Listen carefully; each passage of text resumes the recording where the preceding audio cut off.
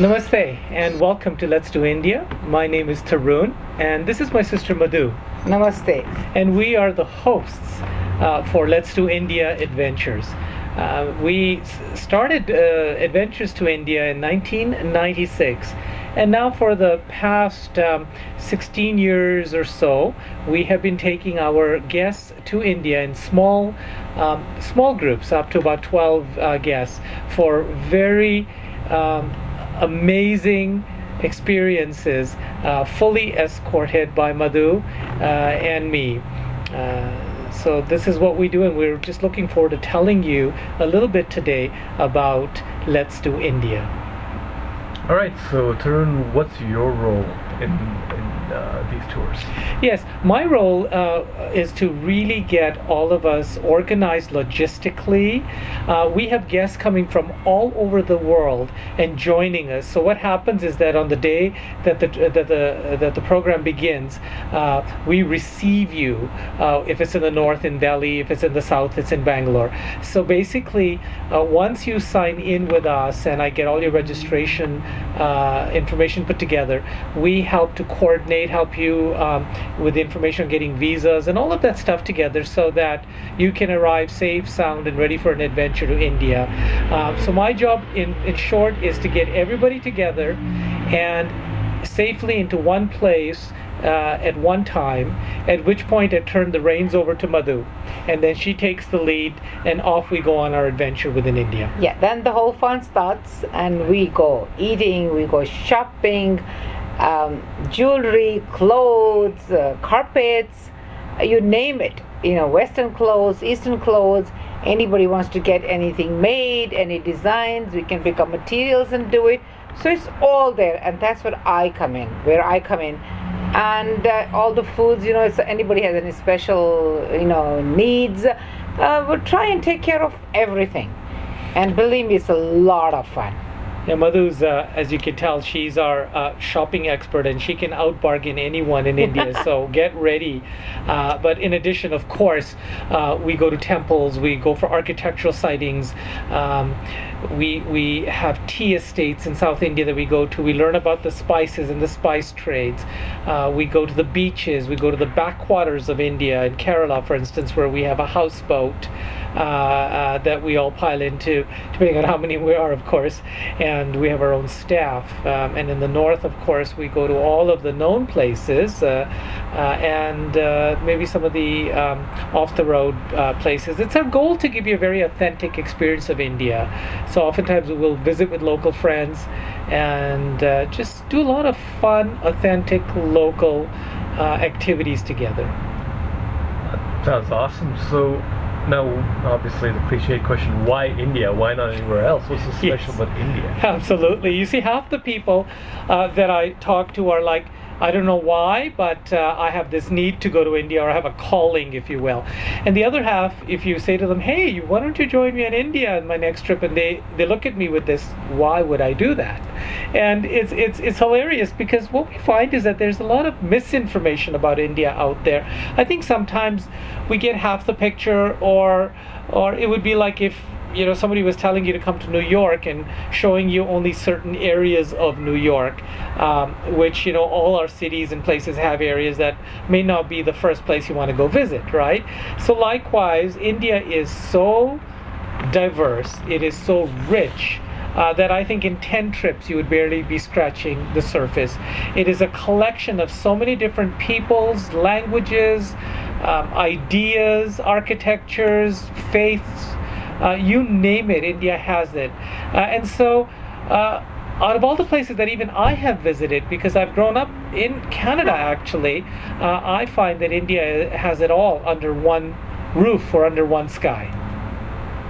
Awesome. So now, a lot of tours are geared towards, say younger people or older people. Now, is there a specific type of guest you're looking to take, or? Oh, you know what? We have had, people as young as 17, 16, 17. And as old as 80. And as old as 80 with us. And I tell you, it was hard keeping up with the 80-year-old. Yes, right? Definitely. Our tours are open to anyone who really is interested in growing and learning, in experiencing a country. I am able to offer family-oriented tours, and those get to be a little bit more different than most of our, I want to say, adult or young adult and older populated tours. But essentially, we have a whole range of ages, backgrounds, interests, Absolutely. and we always have fun, don't we? Always. So far, every trip, we've just had a great time, just great. And you'll be able to see some of the videos from our guests on our website. That's right. To go on it, so you know exactly what's going on. And sometimes we'll meet as strangers, and when we leave India, we're family. And that's the magic of India. Yes. Right, so if somebody wanted to go on one of these tours with you, what do you offer? You mentioned some of the fully escorted stuff, but what else do you offer? Yes, along with our fully escorted tours, where Madhu and I are with you 24/7, and we look after the whole adventure from the time of putting it together to getting you there to then looking after you. And what we mean by that, by the way, is that we take care of the edge, because India is a very intense place, and it's just has a rhythm and a pulse that is like no other country.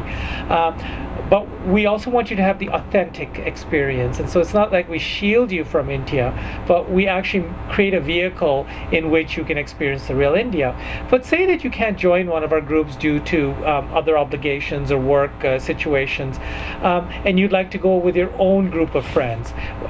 As of this past year, I'm able to offer the service of putting that together for you, or you might even want to go on your own, or maybe you're going for a work assignment and you want a tour, or you might want to go as a couple at a certain time of year. So regardless of the length of time, if you tell me, Taron, I have 2 weeks, I'm interested in architecture and temples, or I'm interested in nature and wildlife and birding, my providers are true and tested. They're phenomenal at what they do. They're truly masters with 20 and 30 years of experience, and I can put together an amazing customized experience for you to see India on your terms.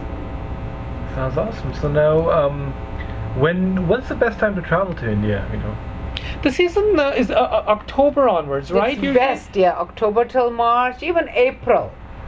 We are doing good. After that, the rainy season starts, and it gets muggy, and it's not fun. So that basically would be perfect to go anytime between October till about end of April. You can push it. That's about it. It gets hot in Yeah. April, but then a lot of people who like the mountain scenes, they go up into what we call the hill stations, up where it's cooler, and they get to go to areas maybe which weren't as accessible in March because of snow. India has everything from the Himalayas, of course, to the snow-covered peaks. You could be up in the snow in Kashmir one day and down on the beaches in South India the next day. It's amazingly diverse. That sounds great. Now, you mentioned a little bit of this before, but what specifically sets you guys apart from every other travel company out there, or group, or tour? Great question, because there's a lot being offered, and we're very well aware that since Google came around, we can search literally the globe within seconds. And we've been doing this since 1996, and we wanted to create a niche market or a niche travel experience. What I mean by that is small, intimate groups, so no more than 12, 13, 14 people at the most. We want to keep it very personalized. I think in our world we've lost the personal touch, and Madhu and I take a lot of pride in really looking after you as an individual within the dynamics of a small group. So that's one difference. And then when you pay us for this experience, we show you the authentic India, and you are our guests, and so you get treated that way. We're not going to take you to the tourist traps all over the place. Thirdly, we put these programs together in a retreat format, which means that there's breathing space in the itineraries. We spend at least 2 days usually in every area when we can. We usually have some time in the afternoons either to rest or explore further, or to journal, or to do yoga, where you have a little bit of space and time to yourself. And we also have every couple of days we have what we call, some people call it a circle, some people call it happy hour. Yes, yeah, we can have anything you want. Because we usually have India's famous Kingfisher beer. Even non-beer people get hooked on it. So we enjoy a beer together, and we discuss our insights, our thoughts, our feelings, our experiences of what's happening around us, and have great discussions and insights. Right, so if somebody wants to find out more about what you're offering this year, or maybe they want to take a tour on their own, how do they reach you? Simple. Just think, let's do India. So letsdoindia.com, www.letsdoindia.com. If you click on, you will find a lot of information. You'll find some slides from a slideshows I put together from photography from the past few years. You'll find some of our guests shared their thoughts kind of on the spot, because I just kind of turned around like we're doing on this camera and said, hey, by the way, how are you experiencing India, and tell me your thoughts. So on the spot, unrehearsed testimonials, if you will, of their experience in India. And also, of course, you'll see as part of this video there is a link to a query or information asking form, and you can just send us any questions, thoughts. You might have a group, an organization, association. You might have friends, and you're thinking, hey, how could we do India? And we'll be most happy to get back to you and discuss how we could send you on what I call a journey of a lifetime.